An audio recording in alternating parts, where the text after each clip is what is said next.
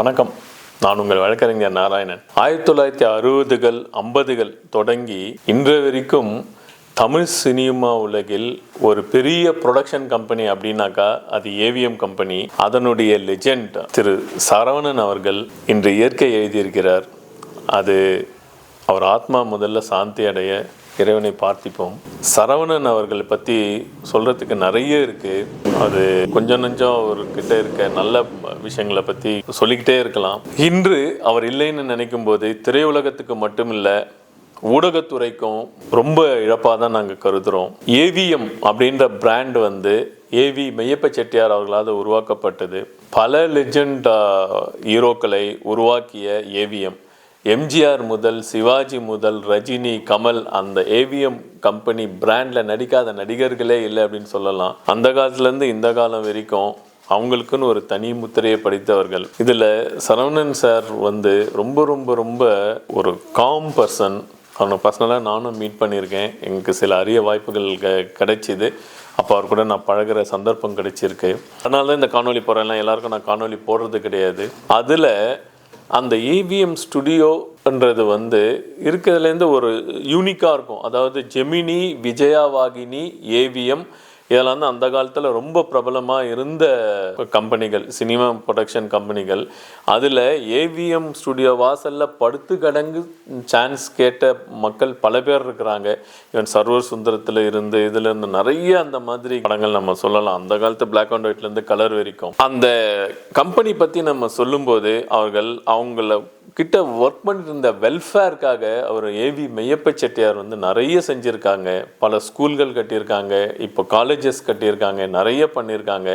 அவங்க கிட்ட வேலை செய்கிறவங்களுக்காகவே தன்னுடைய நிலத்தெல்லாம் எழுதி கொடுத்துருக்காங்க. ஏவிஎம் காலனின்னே ஒரு காலனி இருக்காங்க. ஏவிஎம் ஸ்கூல் இருக்குது. ஏவிஎம் ஆவிச்சி ஹையர் செகண்டரி ஸ்கூல்னு ஒரு ஸ்கூல் அந்த காலத்துலேயே நிறுவனார். அவர் 1970-75ஸ்லாம் இங்கே கட்டியிருந்தாங்க. ரொம்ப பண்ணியிருக்காங்க, மக்களுக்காக செஞ்சுருக்காங்க. அந்த பிராண்டு என்னன்னாக்கா, அவங்க ஒரு படம் எடுத்தாங்கனாக்கா ஃபேமிலியோடு போய் பார்க்கலாம் அந்த படத்தை. அதில் ஒரு ஆபாசம் இருக்காது, ஒரு வன்முறைகள் ரொம்ப இருக்காது, டபுள் மீனிங் வேர்ட்ஸு அந்த மாதிரி இருக்கிறதுலாம் இருக்காது. ரொம்ப நல்லாயிருக்கும் அவங்க படங்கள். அந்த ஏவிஎம் பிராண்ட் அப்படின்னு எடுத்தாங்கனாலே ஜனங்க ரொம்ப ஆர்வமாக இருந்த காலம். இதில் சரவணன் சார் ரொம்ப ரொம்ப ரொம்ப காமான பர்சன். எப்போவுமே இப்படி கை கட்டிக்கிட்டு தான் இருப்பார், பொறுமையாக இருப்பார். இவ்வளவு ஒரு வசதி வாய்ப்புகள் இருக்கின்ற ஒரு மனிதர் இவ்வளவு சாதாரணமாக இருக்கிறாருன்றது எங்களுக்கெல்லாம் ரொம்ப ஆச்சரியமாக இருக்கும். அந்த மாதிரி இருந்த மனிதர் அவர் இப்போ இல்லைன்னும் போது எங்களுக்கு உண்மையிலேயே ரொம்ப வருத்தமாக இருக்குது. மேலும் அந்த ஏவிஎம் பிராண்டுன்றது ஏவிஎம் ராஜேஸ்வரின்னு ஒரு தேட்டரை ஆரம்பித்தாங்க. இப்போ ரீசெண்டாக தான் அந்த ஏவிஎம் அஸ்தான் அந்த ப்ராஜெக்ட் ஒன்று ஃப்ளாட் ப்ரொமோஷன் போடும்போது அதை நிறுத்தி வச்சுருக்காங்க. இப்போ மெட்ரோ ட்ரெயின்லாம் வர்றதுக்காக பண்ணும்போது கொஞ்சம் அந்த தேட்டரை ஸ்டாப் பண்ணிட்டாங்க. அது வரைக்கும் ஃபாரினில் எப்படி இருக்குமோ அந்த மாதிரி ஒரு தேட்டர் அட்மாஸ்ஃபியர் அப்போ ஐ திங்க் 80s 83ஸ்ன்னு நினைக்கிறேன்.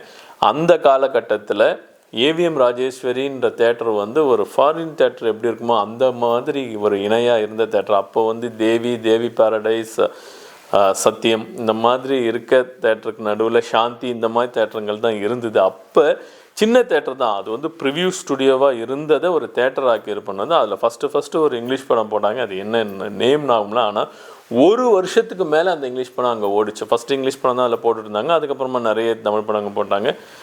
அதில் குழந்தைங்களுக்கு ஒரு ஊஞ்சல் இருக்கும், குழந்தைகள் விளையாடுறதுக்கான அந்த சீசா, அந்த மாதிரி ஒரு பார்க்குக்கு போன மாதிரி ஒரு ஃபீலிங் இருக்கும். அந்த தேட்டருக்கு போனால் தேட்டர் மட்டும் இருக்காது, ஒரு பார்க்கில் இருக்காமல் ஒரு ஃபீலிங் இருக்கும். ரொம்ப ரம்மியமான ஒரு அட்மாஸ்ஃபியர் அந்த தேட்டரில் கொடுத்துருந்தாங்க. அந்த மாதிரிலாம் இருந்த கம்பெனி அது. இப்போது அவ்வளோ டெவலப் பண்ண அந்த சரவணன் சார் இல்லைன்றது ரொம்ப மன வருத்தமாக தான் இருக்கின்றது. இப்போ நான் ஏன் இந்த காணொலி போட அவசியம் அப்படின்னாக்கா, சரவணன் சார்கிட்ட நம்ம கற்றுக்க வேண்டியது 1 பொறுமை, 2 கோவப்படாமை, 3 இவ்வளவு ஒரு வசதி வாய்ப்புகள் இருந்தும் மிக மிக மிக மிக மிக பொறுமையாகவும் ரொம்ப தன்மையாக பழகக்கூடிய ஒரு மனிதர்.